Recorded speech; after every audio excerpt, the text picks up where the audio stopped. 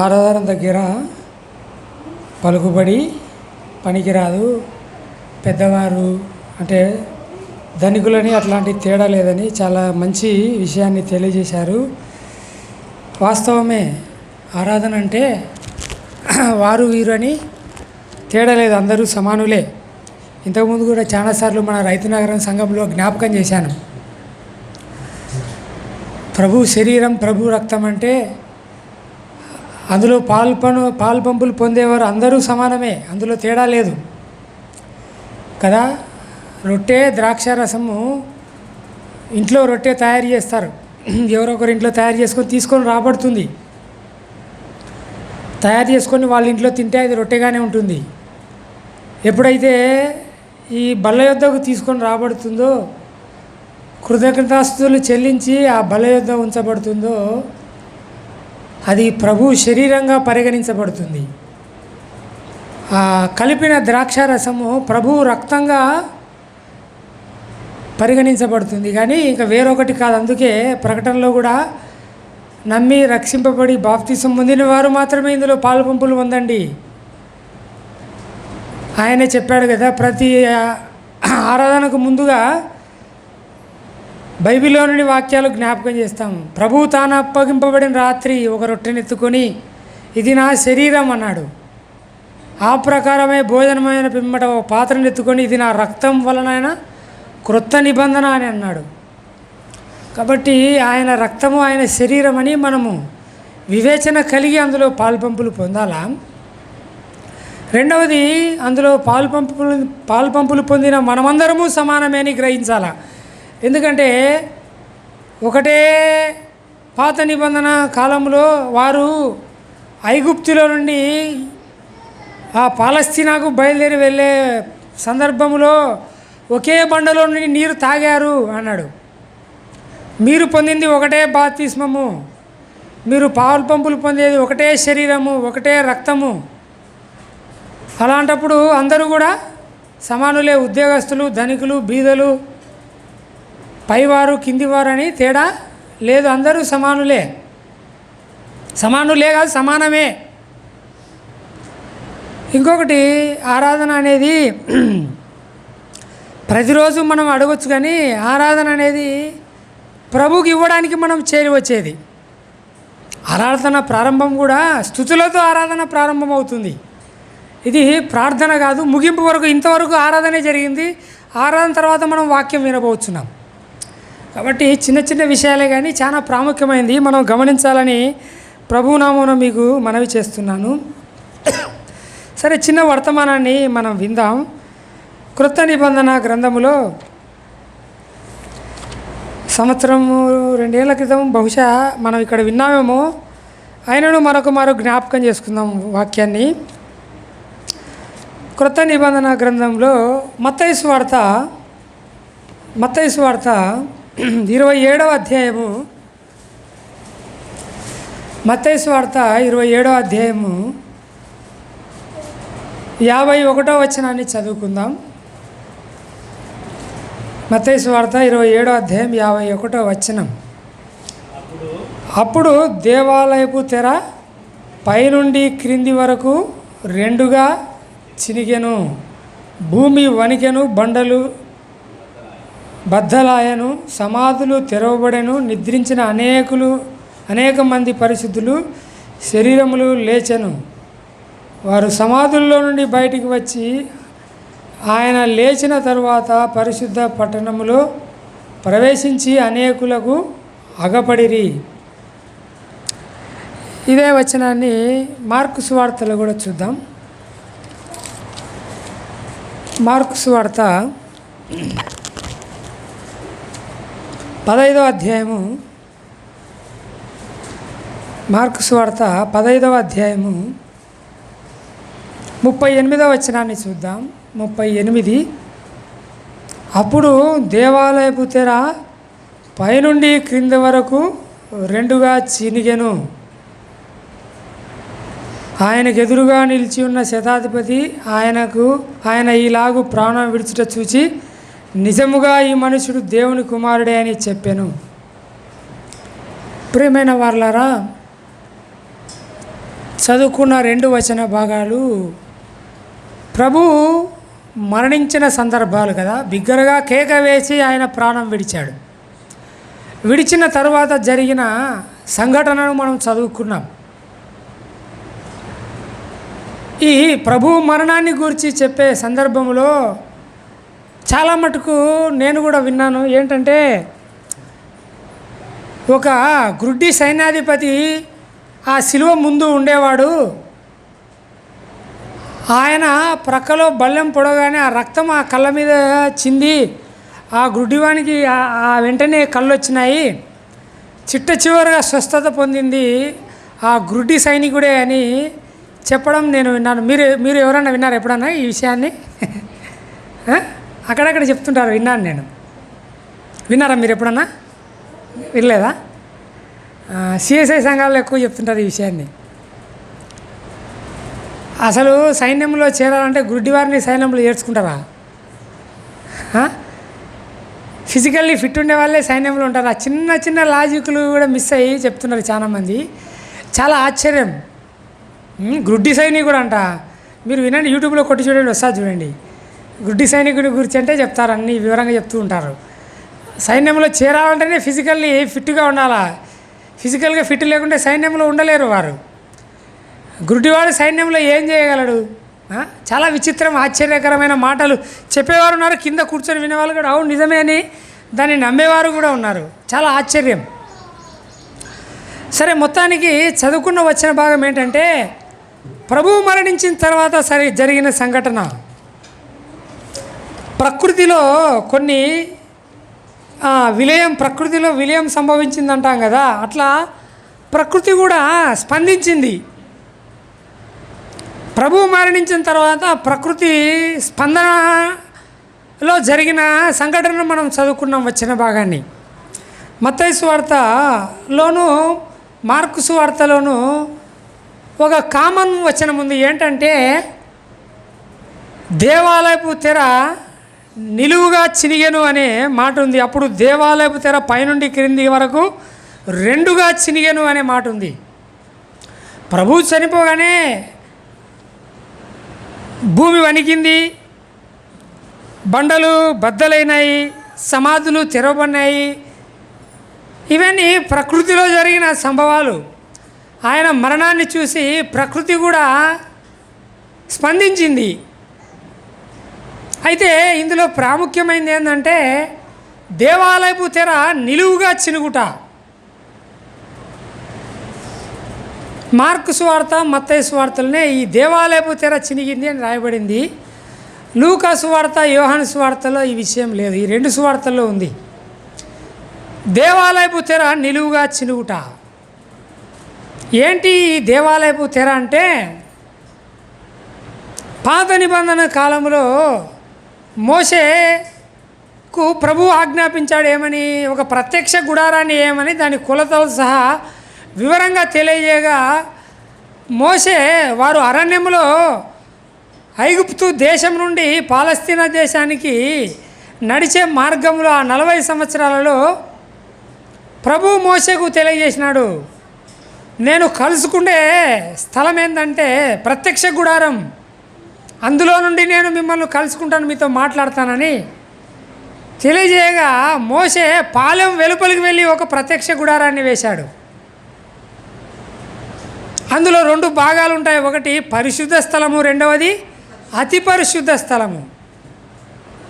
కొంత వివరణ హెబ్రీ పత్రికలో కూడా చెప్పాడు. చూద్దాం, చూడండి. హెబ్రీ పత్రిక 9వ అధ్యాయము 1వ వచనంలో ఉన్నాయి. మనకు అవసరమైన కొన్ని విషయాలను చూద్దాం. హెబ్రీ పత్రిక 9వ అధ్యాయం 1 నుండి చదువుదాం, చూడండి. మొదటి నిబంధనకైతే, హెబ్రీ పత్రిక 9వ అధ్యాయం 1వ వచనం చదువుతున్నాను. మొదటి నిబంధనకైతే సేవా నియమములను ఈలోక సంబంధమైన పరిశుద్ధ స్థలమును ఉండెను. ఎలాగనగా, మొదట ఒక గుడారం ఏర్పరచబడెను. అందులో దీపస్తంభమును బల్లయు దాని మీద ఉంచబడిన రొట్టెలను ఉండెను. దానికి పరిశుద్ధ స్థలమని పేరు. 2వ తెరకు ఆవల అతి పరిశుద్ధ స్థలమను గుడారం ఉండెను. అందులో సువర్ణ ధూపార్తియు అంతటను బంగారు రేకులతో తాపబడిన నిబంధన మందసమును ఉండెను. ఆ మందసములో మన్నాగల బంగారు పాత్రయు, చిగురించిన అహరోను చేతి కర్రయు, నిబంధన పలకలను ఉండెను. దానిపైని కరుణాపీఠమును కమ్ముకొనుచున్న మహిమగల కెరూబులు ఉండెను. వీటిని గూర్చి ఇప్పుడు వివరంగా చెప్ప వల్లబడదు అన్నాడు. పౌలు అవసరాన్ని బట్టి, సందర్భాన్ని బట్టి ప్రత్యక్ష గుడారం గురించి మాట్లాడుతూ కొన్ని విషయాలు చెప్పాడు. రెండవ వచనం చివరిలో పరిశుద్ధ స్థలమని, మూడవ వచనంలో అతి పరిశుద్ధ స్థలం అని 2 భాగాలుగా ఉంది ప్రత్యక్ష గుడారం అని చెప్పాడు. అందులో చిగురించు అహరోను కర్ర ఉంది, మన్నా ఉంది, రొట్టెలు ఉన్నాయి, దీపస్తంభము, ఇలాంటివన్నీ ఉన్నాయి. వీటికి గల కారణాలు ఏంటంటే అహరోను చిగురించు కర్ర, ఎందుకంటే అహరోను కుమారులు మాత్రమే యాజకత్వం చేయాలని గుర్తుగా ప్రత్యక్ష గుడారంలో అహరోను చిగురించు కర్ర ఉందన్నమాట. యాజకత్వం ఎవరు చేయాలనే ఒక గొడవ జరిగింది సమాజంలో, ఇశ్రాయేలు సమాజంలో జరిగితే పరీక్ష జరగగా అహరోను కర్ర చిగురించింది. అది ఎప్పుడూ చిగురిస్తూనే ఉంటుంది కాబట్టి జ్ఞాపకంగా ఆ ప్రత్యక్ష గుడారంలో ఆ కర్ర ఉంటుంది ఎప్పుడు, ఎందుకంటే యాజకత్వం అహరోను కుమారులే చేయాలని. బైబిల్లో ప్రవక్తలు నానా రకాలైన గోత్రముల నుండి వచ్చారు, కానీ యాజకులు మాత్రం అహరోను కుటుంబంలో నుంచే రావాలా. అహరోను కుమారులు మాత్రమే యాజకులుగా ఉంటారు. మరలా ప్రత్యక్ష గుడారంలో మన్నా ఉంటుంది, ఒక పాత్రలో మన్నా ఉంటుంది. ఎందుకంటే వారు ఆ 40 సంవత్సరములు వారు దున్నలేదు, విత్తలేదు, ఏమి చేయకుండా ఆహారం ఎలాగ తినారంటే మన్నానే, దేవదూతలు తినే ఆహారాన్ని తినారని గుర్తుగా ఆ మన్నా ఉంటుంది. తర్వాత రొట్టెలు కూడా ఉంటాయి. ఏంటంటే సుముఖపు రొట్టెలు అంటారు. అవి ఆనాడు యాజకులు మాత్రమే తినాల్సిన రొట్టెలు. సరే, మిగతావి కూడా ఉన్నాయి, నేను మనకు జస్ట్ కావాల్సిన వాటి గురించి చెప్తున్నాను, ప్రాముఖ్యమైనవి. ఎందుకంటే ఇప్పుడు కూడా మనం రొట్టె తినాం, అప్పుడు సుముఖపు రొట్టె అన్నారు, ఇప్పుడు ఆయన శరీరం అనే రొట్టె. అందుకే దావీదు యుద్ధం చేసి అబ్యాతారు అనే ప్రధాన యాజకుని దగ్గరికి వెళ్ళగా అక్కడ తినడానికి ఏమైనా ఉన్నాయంటే సుముఖపు రొట్టెలు ఉన్నాయి తప్ప ఏమీ లేవంటే, అప్పుడు దావీదు 6 రొట్టెలు యాజకులు మాత్రమే తినాలి, వేరే వాళ్ళు తినకూడదని చెప్పినా తీసుకొని తింటాడనమాట. ఎందుకంటే రాబో దినాల్లో అందరూ ఆ రొట్టెని తింటారని ఒక సూచనగా ప్రభు ఆ సంఘటనను దావీదు ద్వారా జరిగించాడు.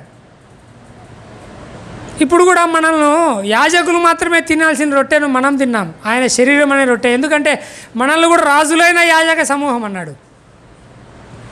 దావీదు రాజు, కానీ యాజకుడుగా ఓ రొట్టెని తిన్నాడు.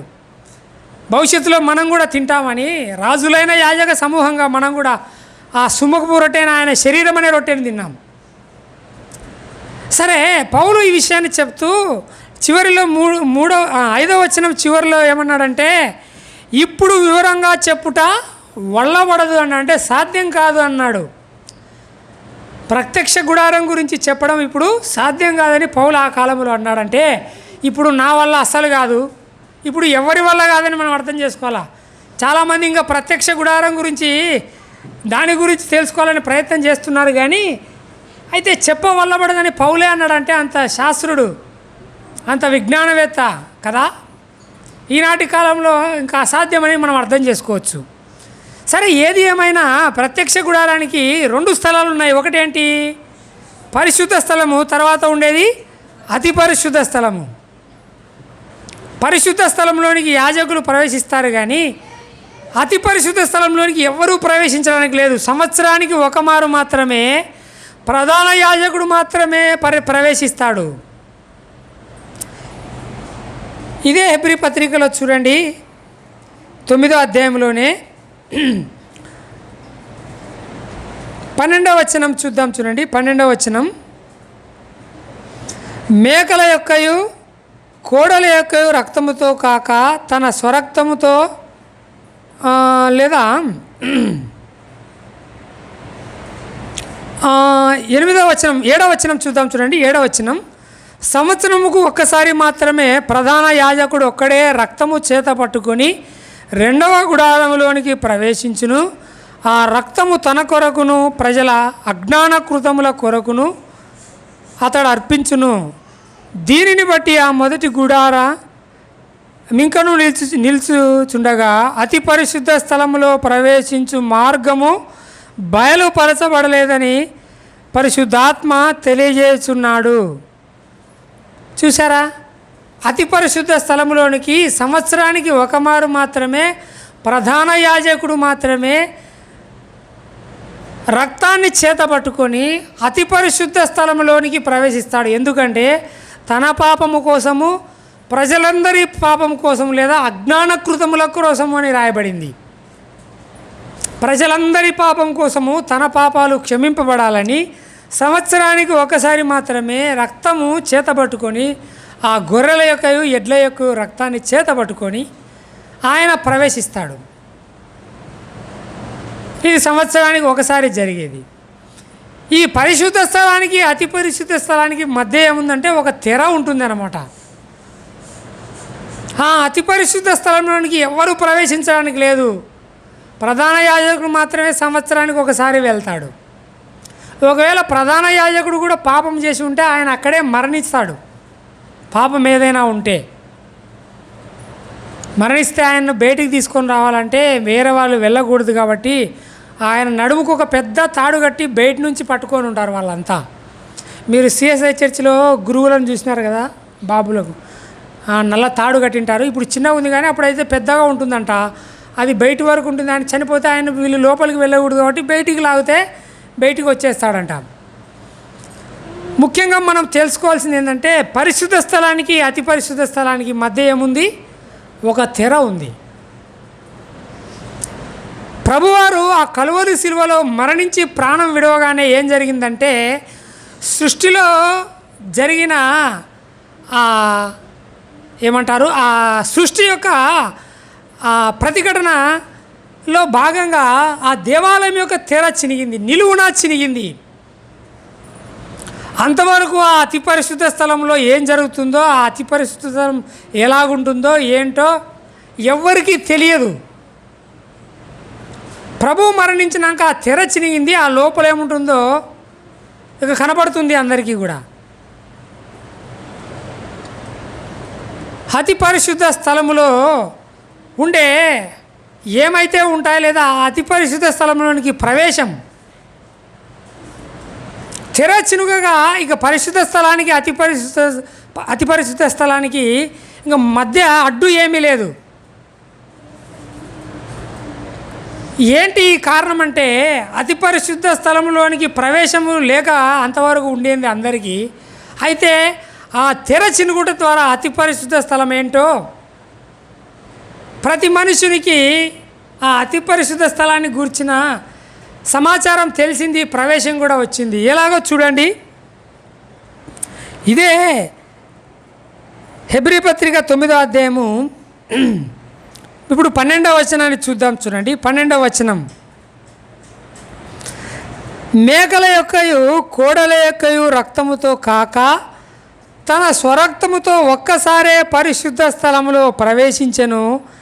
ఏలయనగా మేకల యొక్కయు ఎడ్ల యొక్కయు రక్తము మైలపడిన వారి మీద ఆవు దూడ బూడిద చల్లుటయు శరీర శుద్ధి కలుగునట్లు వారిని పరిశుద్ధ పరిచిన ఎడల నిత్యుడగు ఆత్మ ద్వారా తన్ను తానే దేవునికి నిర్దోషిగా అర్పించుకొనిన క్రీస్తు యొక్క రక్తము నిర్జీవ క్రియలను విడిచి జీవము గల దేవుని సేవించుటకు మీ మనస్సాక్షిని ఎంతో ఎక్కువగా శుద్ధి చేయును. ఇప్పుడు మేకల యొక్క గొర్రెల యొక్క రక్తము కాకుండా ప్రభువే తన స్వరక్తము తీసుకొని ఆ అతి పరిశుద్ధ స్థలమైన పరలోకంలోనికి ఒక్కసారి ఆయన ప్రవేశించినాడు. మనము ఆయన చనిపోయిన తర్వాత చూడండి ఆయన అతి పరిశుద్ధ స్థలంలోనికి ఎలాగూ ప్రవేశించినాడో యోహాను సువార్తలో చూడండి. ఆ అతి పరిశుద్ధ స్థలము అయిన పరలోకములోనికి ఆయన ప్రవేశించినాడు. ఎలాగూ ప్రవేశించాడు? తన రక్తాన్ని చేతపట్టుకొని యోహాను సువార్త 20వ అధ్యాయము 17వ వచనాన్ని చూడండి. యోహాను సువార్త 20వ అధ్యాయము 17వ వచనం. యేసు ఆమెతో, నేను ఇంకనూ తండ్రి యొద్దకు ఎక్కిపోలేదు గనుక నన్ను ముట్టుకొనవద్దు. ఆయన ఏమంటున్నాడంటే ఇంకా అతి పరిశుద్ధ స్థలమైన పరలోకానికి వెళ్ళలేదు. చనిపోయి తిరిగి లేచిన తర్వాత మరియతో పాటు కొందరు వెళ్ళారు సమాధి యొద్దకు. ప్రభు కనపడ్డాడు. మరియా ఆయన్ను ముట్టుకోవడానికి వెళ్తే, మరియా అమ్మా నన్ను ముట్టుకోవద్దు, నేను ఇంకా తండ్రి యొద్దకు ప్రవేశించలేదు, అతి పరిశుద్ధ స్థలంలోనికి ప్రవేశించలేదు. ఎందుకు? చూడండి, ఇదే 20వ అధ్యాయము 27వ వచనం చూడండి. తరువాత తోమాను చూచి, నీ వ్రేలు ఇటు చాచి నా చేతులు చూడుము, నీ చెయ్యి చాచి నా ప్రక్కలో ఉంచి అవిశ్వాసివి కాక విశ్వాసివై ఉండున నేను. ఎందుకంటున్నాడంటే 26వ వచనం, ఇదే ముందు వచనాన్ని చూస్తే 26వ వచనంలో 8 దినములైన తరువాత, ఇంకా ప్రభు పరలోకానికి వెళ్ళలే, చనిపోయి తిరిగి లేచిన 8 దినములైన తర్వాత, ఆయన చనిపోయిన 8 దినములైన తర్వాత ఆయన శిష్యులు మరలా లోపల ఉన్నప్పుడు తోమా వారితో కూడా ఉండెను. తలుపులు మూయబడి ఉండగా యేసు వచ్చి మధ్యను నిలిచి, మీకు సమాధానము కలుగునుగాక నేను. ఎందుకంటే లేదా 25వ వచనాన్ని చూద్దాం, క్షమించండి 25. గనుక తక్కిన శిష్యులు యేసు ప్రభువును చూచితమని అతనితో చెప్పగా, అతడు, నేను ఆయన చేతులలో మేకుల గుర్తును చూచి నా వ్రేలును ఆ మేకుల గుర్తులో పెట్టి నా చెయ్యి ఆయన ప్రక్కలో ఉంచితే కానీ నమ్మనని వారితో చెప్పాను. ఎందుకు నమ్మని అంటున్నానంటే, ఆ ప్రక్కలో బల్లెపోటు గాయం ఉంటుంది, రక్తంతో ఉండేది. ఆ చేతుల్లో ఉండే రక్తపు గాయాలు, వాటిని నేను తాకి చూస్తేనే కానీ నమ్మను ఆయన ప్రభు అని. ఎందుకంటే మేము చూసినామని తక్కిన శిష్యులు చెప్పారు తోమాతో. లేదు, నేను ఆయన ప్రక్కలో గాయాన్ని తాకి చూడాలా, ఆయన చేతుల్లో గాయాన్ని తాకి చూడాలా. మనకేదన్నా ఎవరికైనా గాయం తగిలితే తగిలిన 3 దినాలకే మానిపోవు. ఆ రక్తపు గాయాలు అలాగే ఉంటాయి కదా. ప్రభువు కూడా ఆయన పరలోకానికి ఎలాగూ ప్రవేశించినాడంటే ఆ గాయాలతోనే ప్రవేశించినాడు, ఆ రక్తపు గాయాలతోనే. ఎందుకంటే ప్రధాన యాజకుడు సంవత్సరానికి ఒకమారు మాత్రమే అతి పరిశుద్ధ స్థలంలోనికి ఎలాగూ ప్రవేశిస్తాడో, ప్రభువు కూడా అతి పరిశుద్ధ స్థలమైన ఆ పరలోకములోనికి ఆ తన రక్తముతోనే ఒక్కసారే ప్రవేశించాడు. ఆయన ఆ గాయాలతోనే వెళ్ళాడు. అందుకే ఆ గాయాలతో ఉన్నాడు కాబట్టి ఆ మరియను, అమ్మ నన్ను ముట్టవద్దు అంటున్నాడు ఆయన. నేను ఇంకా తండ్రి యొద్దకు ప్రవేశించలేదు, నన్ను ముట్టుకొనవద్దు. ఆ వేర్లకు, చేతులకు, ఆ కాళ్ళకు, ప్రక్కలో గాయాలు అలాగే ఉన్నాయి ఆయనకు. ఆ రక్తముతోనే ఆయన పరలోకానికి ప్రవేశించాడు. అందుకే హెబ్రీ పత్రికలో ప్రధాన యాజకుడు ఎలాగో ఒక్కసారి తన రక్తం కాకుండా ఎడ్ల యొక్క, గొర్రెల యొక్క రక్తంతో వెళ్తాడో, మన ప్రియ ప్రభు తన రక్తాన్ని తీసుకొని ఆ రక్తపు గాయము, రక్తపు చేతులతోనే పరలోకానికి వెళ్ళాడని 9వ అధ్యాయంలో మనం చూసాము. ఇప్పుడు ఆ రక్తముతో ఆయన ప్రవేశించాడు. ఎలాగ ప్రవేశించాడంటే చూడండి, ఇదే 10వ అధ్యాయము హెబ్రీ పత్రిక 10వ అధ్యాయము 20వ వచనం చూద్దాం. చూడండి, 19, 20 వచనాలు కలిసి ఉన్నాయి హెబ్రీ పత్రికలో. సహోదరులారా, యేసు మన కొరకు అనగా నూతనమైనదియు జీవము గలదియు ఆయన శరీరమును తెర ద్వారా ఏర్పరచబడినదైన మార్గమున ఆయన రక్తం వలన పరిశుద్ధ స్థలమందు. చాలండి, ఇక్కడ చెప్తున్నాడు చూడండి, ఆ దేవాలయపు తెర చినిగిందే. ఏంటి ఆ తెర అంటే, అతి పరిశుద్ధ స్థలానికి పరిశుద్ధ స్థలానికి మధ్య అడ్డుగా ఉన్న తెర చినిగి అతి పరిశుద్ధ స్థలంలోనికి ప్రవేశం కలిగింది అందరికీ. ఆ తెర ఏంటంటే యేసుక్రీస్తు యొక్క శరీరమును తెర అన్నాడు. ఆ తెర చినిగిందంటే ఊరికే తెర చినగలేదు. దేవాలయంలో ఆ కలువరి శిలువలో యేసుక్రీస్తు వారి శరీరము చినుగగానే, అంటే మరణించగానే, ఆయన గొల్గతా కొండ మీద మరణించాడు. మరణించగానే దేవాలయం ఎంత దూరం ఉంది? ఇంచుమించు కిలోమీటర్ పైనే ఉంది. దేవాలయంలో తెర వెంటనే చిరిగిపోయింది. అంతవరకు అతి పరిశుద్ధ స్థలంలోనికి ప్రవేశం ఎవరికీ లేదు, ఒక ప్రధాన యాజకునికి తప్ప. ఇక్కడ గొల్గతా కొండపైన యేసుక్రీస్తు అనే ఆయన శరీరమైన తెర చినుగగానే దేవాలయంలో తెర కూడా నిలువున చినిగిపోయింది. ఇంకా అందరికీ కనబడింది, అందరికీ ప్రవేశం వచ్చింది. ఆయన శరీరం ఒక తెరలాగా చినుగుట ద్వారా మానవునికి పరలోక రాజ్యానికి ప్రవేశం. ఆ ప్రధాన యాజకుడు అతి పరిశుద్ధ స్థలంలోనికి ప్రవేశించినట్టుగా ఆయన కూడా పరలోకం అనే అతి పరిశుద్ధ స్థలంలోనికి ప్రవేశించినాడు. ఆ శరీరం అనే తెర చినుగుతే కానీ మానవునికి పరలోక రాజ్యానికి ప్రవేశం రాలేదు. ప్రియమైన వర్లరా, ఎంత క్లియర్గా చెప్పాడో చూడండి. ఏదో సాధారణంగా ఏమనుకుంటామంటే, మనం ఆ మత్తయి సువార్త, మార్కు సువార్త ఆయన మరణాన్ని చదివే సందర్భంలో ప్రకృతిలో జరిగిన విలయం, ప్రకృతి స్పందించిన విధానంలో దేవాలయం తెర కూడా ఏదో చినిగింది అనుకుంటాం మనం. బండలు బ్రద్దలైనాయి, భూమి కంపించింది కదా, ఆకాశమంతా చీకటి కమ్మింది, దేవాలయం తెర చినిగింది. ఓహో, ప్రకృతి విలయం ఆడింది.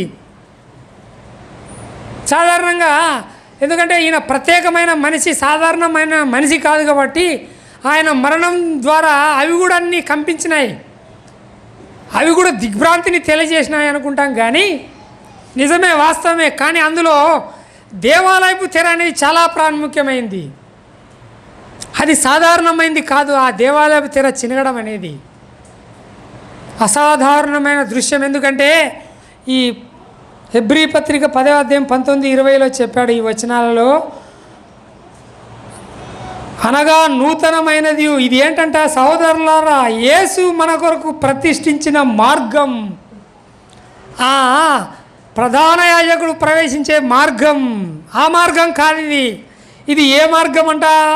అది అతి పరిశుద్ధ స్థలంలోకి వెళ్ళే సాధారణమైన మార్గం.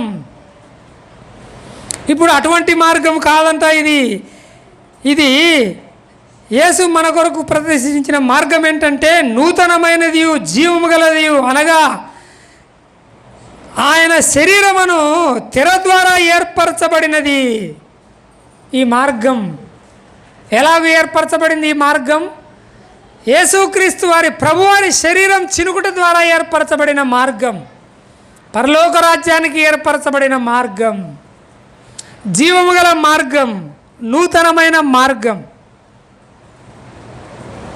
ఆయన శరీరం ఆ గొల్గతా కొండపైన నిలువున చినిగిపోయింది అన్నట్టుగా ఆ తెర కూడా నిలువున చినిగిపోయి ఇక అందరికీ పరలోకానికి ప్రవేశం. ఆ గాయాలతో ఆ రక్తము చేత పట్టుకొని అతి పరిశుద్ధ స్థలమైన ఆ పరలోకానికి ఆయన ప్రవేశించాడు. అంతకుముందు చూస్తే ఆ రాత్రి వేళ ప్రభువును రొమ్మున అనుకున్న శిష్యుడు యోహాను కనబడతాడు. ఆయన రొమ్మున అనుకున్న వాళ్ళు కూడా ఉన్నారు. చనిపోయి తిరిగి లేచిన తర్వాత ముట్టుకొనవద్దు అంటున్నాడు ఆయనే. మరేనమ్మా ముట్టుకొనవద్దు, నేను ఇంకా మహిమలో ప్రవేశించలేదు.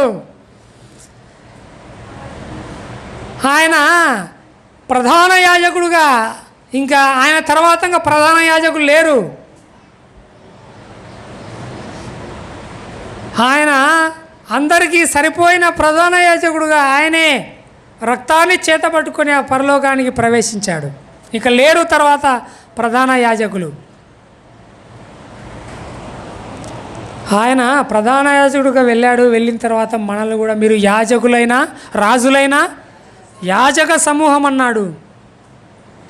పాత నిబంధన కాలంలో రాజులు ఉన్నారు, యాజకులు ఉన్నారు. ఇప్పుడైతే రాజుగా ప్రతి మనిషిని, ప్రతి విశ్వాసిని రాజుగా పిలిచాడు, యాజకుడుగా పిలిచాడు. ఎందుకంటే నువ్వు రాజులు ఏం చేస్తారు? రాజ్యాలను పరిపాలిస్తారంటే మనుషులన్నీ పరిపాలిస్తారు. యాజకులు ఏం చేస్తారు? దేవునికి మనుషులకు మధ్యవర్తులుగా ఆ యాజకత్వ ధర్మాన్ని నిర్వర్తిస్తూ వారు పాపాలు చేసినా, వారు తప్పులు చేసినా వారికి మధ్యవర్తులుగా ఉండి ఆ రక్తాన్ని తీసుకొని బలిగా అర్పించి ఆ రక్తం ద్వారా వారి పాపాలు క్షమింపపోయేటట్టు చేస్తారు పాత నిబంధన కాలంలో.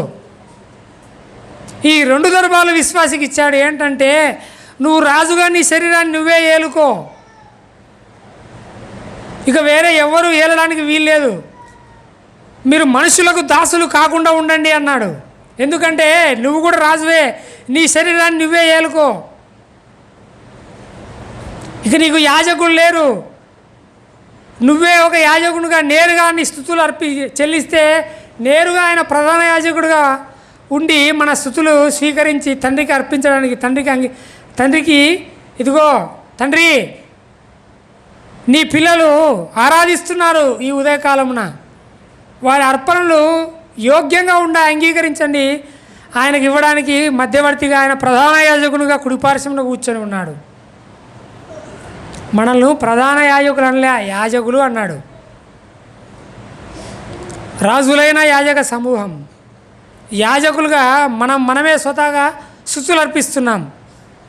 పాత నిబంధన కాలంలో ఇశ్రాయేలుకైతే వారుగా సొంతంగా అర్పణలు అర్పించడానికి లేదు, వారు తీసుకొని వచ్చి యాజకులకు ఇవ్వాలా, యాజకులు తీసుకొని ప్రధాన యాజకులకు ఇవ్వాలా, ఎన్నో క్రమాలు వారికి. మన ప్రధాన యాజకుడు పరలోకమందు ఉన్నాడు, తండ్రి కుడిపార్శ్వంలో కూర్చొని ఉన్నాడు. ఇప్పుడు నేరుగా పురుషులు బహిరంగంగా స్తుతులు అర్పించారు, స్త్రీలు మౌనంగా వారి హృదయాల్లో అర్పించారు. అన్ని అర్పణలు వెళ్ళాయా లేదా? ఆ పరలోకానికి ప్రవేశించగా తండ్రి కుడిపార్శ్వంలో కూర్చున్న ప్రభు తండ్రికి అర్పిస్తూ ఉన్నాడు. నీ పిల్లలు భూలోకము నుండి అర్పణలు అర్పిస్తున్నారని, మన అర్పణలు స్వీకరించేవాడుగా ప్రభు పరలోకంలో ఉన్నాడు. కాబట్టి ప్రియమైన వాళ్ళారా, ఆ తెర, అడ్డుగా ఉన్న తెర ఎలాగూ చినిగి ప్రవేశం అందరికి కలిగిందో, ఈ పాపాలు అడ్డుగా ఉండగా ఆయన శరీరమును తెర ద్వారా మనందరికీ ప్రవేశం కలిగింది. మనందరికీ ప్రవేశం కలగాలంటే అంత సులువుగా రాలేదు కదా. మనం అర్థం చేసుకుంటే ఒక తెర చిరిగినట్టు ఆయన శరీరం చినిగిందంట. శరీరమును తెర ద్వారా ప్రవేశం. కాబట్టి గ్రంథాన్ని ధ్యానించేటప్పుడు చిన్న చిన్న విషయాలే. తెర ఏంటండి, మనం పెద్దగా పట్టించుకోవడం. తెర అంటే చదువుకొని వెళ్ళింటాం, మనం కూడా చాలాసార్లు చదివింటాం. కానీ ఆ తెరకుండే ప్రాముఖ్యత ఏంటో ఈ ఉదయకాలం ప్రభు మన మధ్యకు తీసుకొని వచ్చాడు. మనకు అతి పరిశుద్ధ స్థలమైన ఆ పరలోకానికి ప్రవేశం కావాలంటే ఆ దేవాలయము తెరచినట్టు ఆయన శరీరం ఆ గొల్గొతా కొండపైన ఆ కలువరి శిలువలో చిరిగింది నిలువున. అప్పుడు మాత్రమే మనకు ప్రవేశం కలిగింది ప్రియమైన వారలారా. కాబట్టి ఈ ప్రభువును అంగీకరించిన మనం, విశ్వాసులుగా పిలువబడుచున్న మనం, రొట్టెలో పాలు పంపులు పొందిన మనం, ప్రభు రక్తంలో పాలు పంపులు పొందిన మనం, ఆ పరలోక రాజ్యానికి వారసులుగా నియమింపబడిన మనం ఎంత భాగ్యవంతులమో మీరు ఆలోచన చేయాలా. వాస్తవానికి ఆయన మన స్థానంలో నిలబడినాడు అన్నాడు కదా. అంటే మన శరీరం కూడా తెర చిరిగినట్టు చినగాల్సి ఉన్నది. కానీ మనుషులందరి కొరకు ఒక్కమారే ఆయన ఆ శరీరంలో చించివేశాడు. ఇంకొకటి మీరు గమనిస్తే ఆయన మరణానికి చాలా విలువైన ఒక ప్రాముఖ్యమైన విషయం ఉన్నది. ఏంటంటే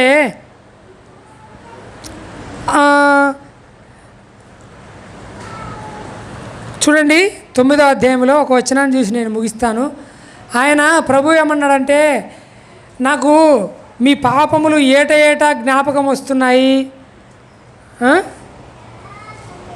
ఏటా జ్ఞాపకం వస్తున్నాయి, వాటిని తూర్పుకు పడమరకు ఎంత దూరమో మీ పాపాలు అంత దూరం ఎత్తివేసినాను అన్నాడు కదా. నాకు ఆ వచనం జ్ఞాపకం రావడం లేదు. సరే, అట్లాంటి వచనాన్ని మీకు చూపిస్తాను. 9వ అధ్యాయం 15వ వచనం చూద్దాం. చూడండి, హెబ్రీ పత్రిక 9వ అధ్యాయం 15వ వచనం. ఈ హేతువు చేత మొదటి నిబంధన కాలంలో జరిగిన అపరాధముల నుండి విమోచనము కలుగుటకై ఆయన మరణము పొందినందున అన్నాడు. అంటే ఏంటి? మొదటి నిబంధన కాలంలో జరిగిన అపరాధములు విమోచించుటకై అన్నాడు. ఆయన మరణం ఎంత విలువైందంటే, ఎంత ప్రత్యేకమైందంటే, ఆయన 2024 సంవత్సరాల క్రితం చనిపోయినాడు. ఇది 25వ సంవత్సరం. ఆ 2025 ఏళ్ళు అనుకుందాం ఇంచుమించు. ఆ 2025 ఏళ్ళ క్రితం చనిపోయిన తర్వాత ఎంతమంది భూమి మీద రాబోతున్నారో వారందరికీ పాప క్షమాపణ నిమిత్తమై క్రయధనముగా ఆయన రక్తము చిందింపబడింది. ఆయన మరణించినాడు. అవునా? ఉదాహరణకు ఈరోజు ఇక్కడ సిమెంట్ రోడ్డు వేసినారనుకోండి, ఎందుకంటే ఆయన మార్గము అన్నాడు కదా, ఆయన శరీరం అనే తెర ఒక మార్గం అన్నాడు, మార్గమే అనుకున్నాము. ఒక సిమెంట్ రోడ్డు వేసినారనుకోండి, ఈరోజు ఎప్పటి నుంచి నడుస్తారు? ఎప్పటి నుండి నడుస్తారు? అవుమా, ఎప్పటి నుంచి నడుస్తారు? ఈరోజు సిమెంట్ రోడ్డు వేసినారనుకోండి, ఎప్పటి నుంచి నడుస్తారు? సరే, ఒక 10 రోజులు క్యూరింగ్ అయ్యి ఆరిన తర్వాత 10 రోజుల తర్వాత నడుస్తారు, అంతేనా? తార్ రోడ్డు అయితే ఈరోజు వేస్తే రేపు నుంచి నడచవచ్చు, ఏం కాదు. అవునా? అంటే ఈరోజు జరిగింది ఎప్పటికి ఉపయోగపడుతుంది? సాధారణంగా ఈరోజు కష్టపడినంటే రేపు సుఖంగా ఉండొచ్చు, కొంత సంపాదించుకొని దాచిపెట్టుకుంటే రేపటి రోజుకు ఉపయోగపడుతుంది అనేది సాధారణంగా జరిగేది. ఈరోజు వర్షం పడితే రేపటికి ఉంటుంది, ఈరోజు వర్షం పడితే నిన్నటికి ఉంటుందా? ఈరోజు సిమెంట్ రోడ్ వేస్తే చనిపోయిన వాళ్ళు నడుస్తారా? పోయిన సంవత్సరం చనిపోయిన వాళ్ళు. మరి ఈ వచనం చూడండి ఎటుందో, 9వ అధ్యాయం 15వ వచనం చదవండి మళ్ళీ. హెబ్రీ పత్రిక 9వ అధ్యాయం 15వ వచనం.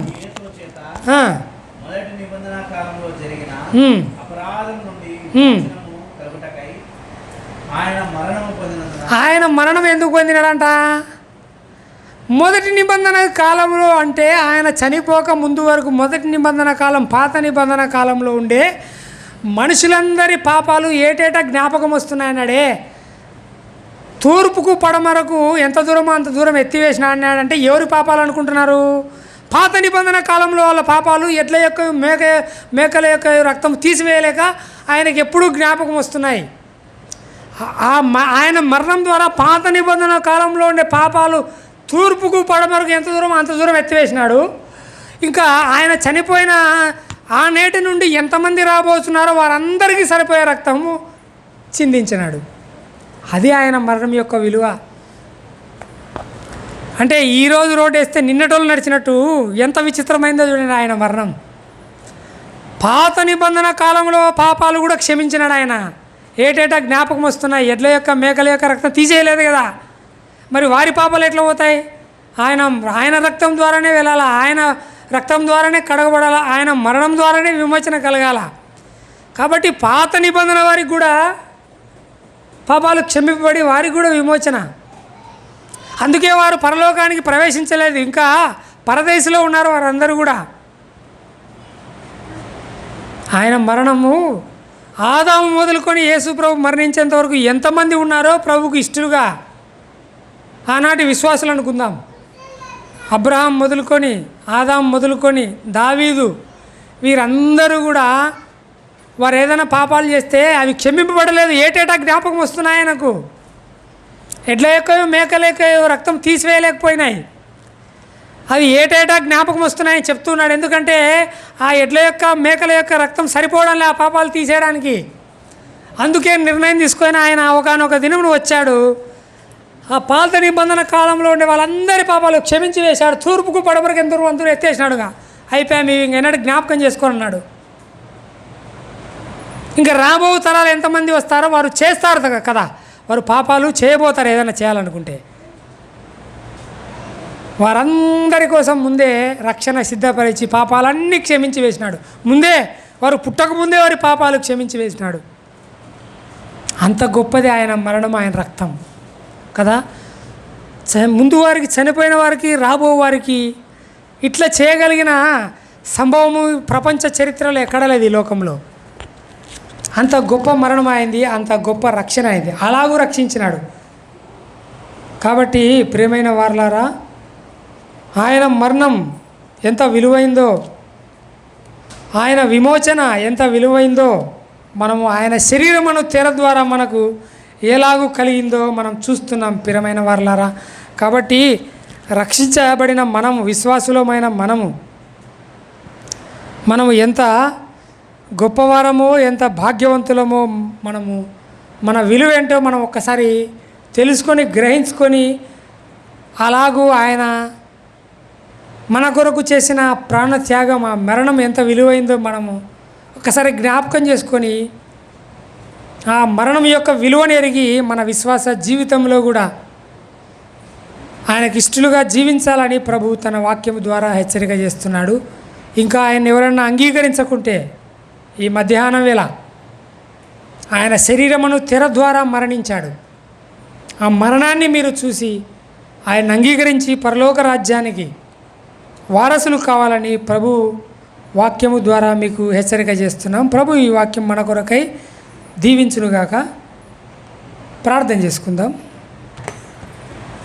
పరలోకమందున్న దేవా, పరిశుద్ధుడవు మా తండ్రి, ఇంతవరకు మీ వాక్యాన్ని విన్నాం. శరీరమును తెర ద్వారా మాకిచ్చిన ప్రవేశానికై స్తోత్రములు చెల్లిస్తున్నాం. అవును, మీరు ప్రవేశించారు, మీ రక్తాన్ని తీసుకొని ఆ పరలోకానికి మాకు కూడా ప్రవేశాన్ని ఇచ్చారు. స్తోత్రములు. అవును ప్రభువా, మీ మరణం, మీ పునరుత్థానం ఎంత విలువైనది.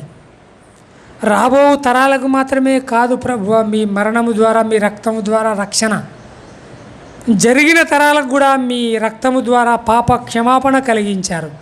ఇక ఎన్నటికీ వారి పాపాలు జ్ఞాపకం చేసుకొని అన్నారు. తూర్పుకు పడమరకు ఎంత దూరమో అంత దూరం ఎత్తేసిన అన్నారు. అందును బట్టి మీకు స్తుతులు స్తోత్రములు చెల్లిస్తున్నాం. విన్న వాక్యాన్ని మా హృదయంలో భద్రపరచండి. మరి నాన్న, చేరి వచ్చిన ప్రతి ఒక్కరిని పేరు పేరున దీవించండి. మరి సంఘంలో చిన్నపిల్లలు ఉన్నారు, వృద్ధులు ఉన్నారు, గర్భిణీ స్త్రీలు ఉన్నారు, వారందరినీ జ్ఞాపకం చేసుకోండి. మరి సహోదరి గర్భిణీ స్త్రీ ఉన్నది చూస్తున్నాం, ఆమెకు మంచి ఆరోగ్యాన్ని, శక్తిని, బలము దయచేయండి. సుఖమైన ప్రసవానికి నడిపించమని ప్రార్థన చేస్తున్నాం. ఇదిగో నాయన, మరి పాణ్యము అలాగే దీవుగుండ్ల సంఘాలను జ్ఞాపకం చేసుకోండి, దీవించండి. దీవుగుండ్లలో జరుగుతున్న ఆరాధనను జ్ఞాపకం చేసుకొని దీవించమని, డేవిడ్ అని అక్కడికి వెళ్ళి ఉన్నాడు, దీవించమని, రాకపోకల్లో కాపాడమని ప్రార్థిస్తున్నాం. మరి నాయన, చేరి వచ్చిన రైతు నగర సంఘ మరి విశ్వాసులందరినీ పేరు పేరున దీవించమని, తిరిగి మా గృహాలకు వెళ్తుండగా మాతో కూడా ఉండుమని, సమస్త ఘనత మహిమ ప్రభావాలు మీరే ఆరోపించుకునమని మా ప్రభువును రక్షకుడైన క్రీస్తు యేసు నామమున స్తోత్రములు చెల్లించి వేడుకుంటున్నాం మా తండ్రి. ఆమెన్. అందరికీ వందనాలు.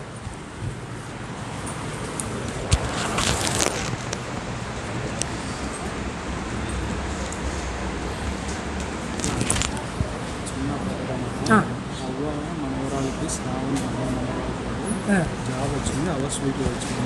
ఓకే, చిన్న మాట ప్రాబ్లం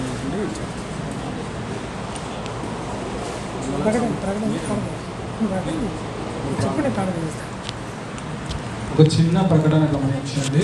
మన మధ్యనున్న రంగలచ్చమ్మ గారి మనవరాలు శ్రావణికి